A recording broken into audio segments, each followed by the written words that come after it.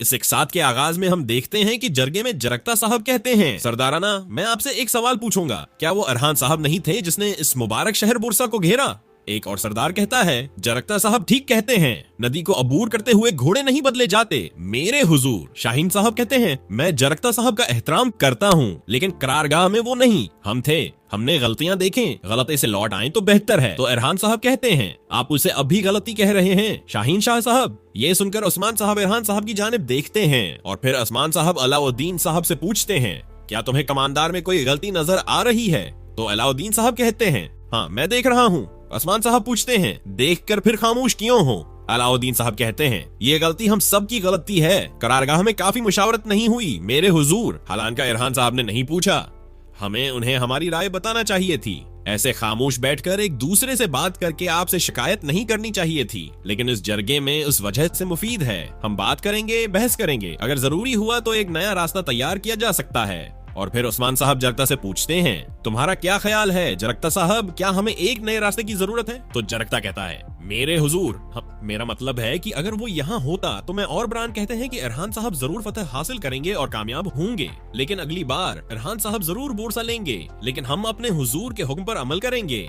तो शाहीन साहब कहते हैं, मैं तुम्हें समझता हूँ जरकता साहब, मैं समझता हूँ, आखिरकार तुम्हारे हुजूर तुम्हारे साथ ही पल्ले बढ़े हैं, लेकिन इस वक्त अभी अपनी जज्बात को एक तरफ रख दो। हमारे सिपाहियों की उम्मीदों और ईमान को मजबूत करने के लिए हमें एक तब्दीली की जरूरत है। और फिर ऊंची साहब कहते हैं, मैं मानता हूँ शाहीन शाह साहब हक पर हैं, नए कमांडार के साथ हम सबको मिलकर बोरसा पर हमला करना चाहिए मेरे हुजूर। तो उस्मान साहब कहते हैं, शाहीन शाह साहब क्या आपके पास कोई तजवीज है?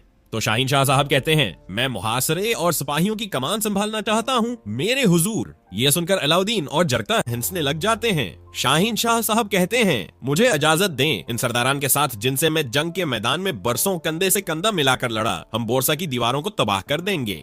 ये सुनकर उस्मान साहब सोच विचार में मुब्तला हो जाते हैं। और फिर तरहान साहब कहते हैं, अगर उस्मान साहब हुक्म देते तो इरहान साहब भी ऐसा ही करते, फिर आप में क्या फर्क है शाहीन साहब? तो शाहीन साहब कहते हैं, बाजंतीनी अब किससे डरेगा? हमेशा हर मैदान जंग से उस्मान साहब के साथ शानदार फतह हासिल करके आने वाले शाहीन शाह से, या जिसे उन्होंने शख्स दी और फरार हो गए उस इरहान साहब से, कल अपनी उम्मीदें खोने वाले सिपाहियों की हौसला अफजाई कौन करेगा? इरहान साहब जिसने बरान साहब को काफरों के हवाले कर दिया, या उस्मान साहब की हिफाजत के लिए अपनी जान खतरे में डालने वाले शाहीन शाह साहब से? हर कोई तुम्हारी अक्ल और बसीरत के बारे में जानता है अलाउद्दीन साहब, तुम्हारा भाई मेरी बात नहीं सुनता, लेकिन वो तुम्हारी बात सुनता है।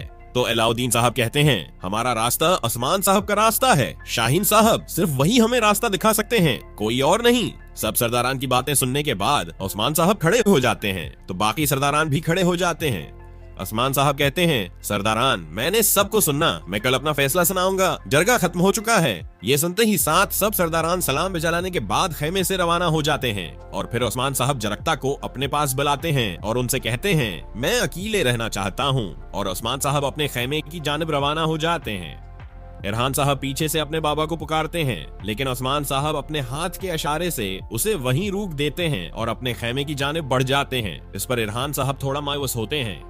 और फिर जरकता साहब उनसे कहते हैं, उस्मान साहब जरगे के बाद थक गए हैं, उन्हें थोड़ा आराम करना है, तुम्हें भी आराम करना चाहिए इरहान। तो इरहान कहता है, शुक्रिया जरकता साहब, तुम्हारा भी शुक्रिया अलाउद्दीन साहब। और इरहान वहां से रवाना हो जाता है। तो पीछे से अलाउद्दीन साहब शाहीन शाह साहब से कहते हैं, और फिर जरकता से कहता है, जरकता साहब मैं बाबा से बात करना चाहता हूँ बई। तो जरकता साहब कहते हैं, अलाउद्दीन साहब वो थक गए हैं, उन्हें कुछ आराम करने दो। अलाउद्दीन कहता है, जरकता साहब। तो अंदर से उस्मान साहब की आवाज आती है, अलाउद्दीन को आने दो। और अलाउद्दीन अंदर खेमे की जानिब चला जाता है, जबकि इरहान साहब जैसे ही सरदारी खेमे से बाहर गस्से की हालत में निकलते हैं, तो वहाँ मौजूद शाहीन शाह साहब उन्हें रुकते हुए कहते हैं, अरहान साहब। उनके पास आकर कहते हैं, अरहान काश तुम मेरी बात सुन लेते। तो अब ये मौजूद शाहीन शाह साहब, जैसा कि अलाउद्दीन साहब ने कहा था, उस्मान साहब बेहतरीन फैसला करेंगे। तो जवाबन इरहान साहब जवाब दिए बगैर वहाँ से रवाना होने लगते हैं। तो शाहीन साहब फिर रोकते हुए कहते हैं, अरहान साहब तुम्हारे बाबा मेरे भाई हैं और तुम मेरे भतीजे हो, मेरा यकीन करो मैं भी तुम्हारे लिए बेहतरीन चाहता हूँ।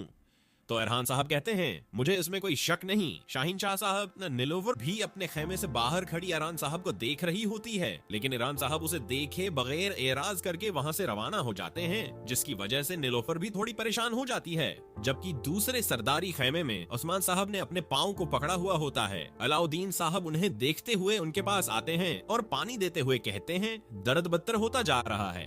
उस्मान साहब कहते हैं, ये जाहिर है मैं मात से बात करूंगा और कोई हलाला निकालूंगा। अलाउद्दीन साहब कहते हैं, तुम शफा के लिए मशहूर हो अलाउद्दीन, लेकिन मैं जानता हूँ कि तुम मुझसे इस बारे में बात नहीं करना चाहते, लेकिन मेरे कान हो, एक चीज मुझे तुम्हारी सबसे ज्यादा पसंद है, तुम 1000 बार सोचते हो और फिर एक लफ्ज बोलते हो। सबसे पहले तुम अपनी बात को तोलते हो और फिर उसे बोलते हो। बदकिस्मती से तुम्हारा भाई मेरे जैसा है, बेसब्र और ज़व्वत पा, मैं उसमें खुद को देखता हूँ।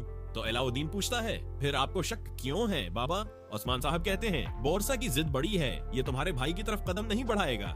तो अलाउद्दीन कहता है, बाबा शाहीन शाह हमारा सबसे करीबी और वफादार दोस्त है, वल्लाह ताहिम जो चीज हमें बुरसा ले जाएगी वो दोस्ती नहीं बल्कि रिश्ता है। अगर आपको मेरे भाई पर शक है, मैं वजीफा का तालिब हूँ। ये सुनकर उस्मान साहब कहते हैं, बहुत से वजीफे तुम्हारे मुंतजर हैं अलाउद्दीन, मैं जानता हूँ कि तुम ये संभाल सकते हो, फिर भी मुझे गौर करने की जरूरत है। जिस पर अलाउद्दीन वहाँ से रवाना हो जाता है। जबकि इधर बाहर इरहान नहायत गुस्से की हालत में अपने घोड़े के पास पहुँचता है। आइकोत उन्हें देखते हुए कहता है, मेरे हुजूर मैं उसे तैयार कर रहा था, आप कहाँ जा रहे हैं? लेकिन इरहान बगैर जवाब दिए गुस्से से घोड़े पर सवार होता है और घोड़ा भगाते हुए अबेले से रवाना हो जाता है। नीलोफर भी उसके पीछे पीछे आती है और वो भी अपने घोड़े पर सवार होती है और इरहान के पीछे अपना घोड़ा लेकर रवाना हो जाती है। इधर इरहान मुसलसल अपना घोड़ा भगाते हुए आगे चला जा रहा होता है और फिर जंगल में एक जगह नदी पर पहुंचता है, जहां घोड़े से उतरने के बाद अपने मन्ना को धोता है और पानी में अपने अक्स को देखता है और शाहीन साहब की बात को सोचता है, अगर तुमने मेरी बात थोड़ी सी भी सुनी होती तो ये मसला ना होता।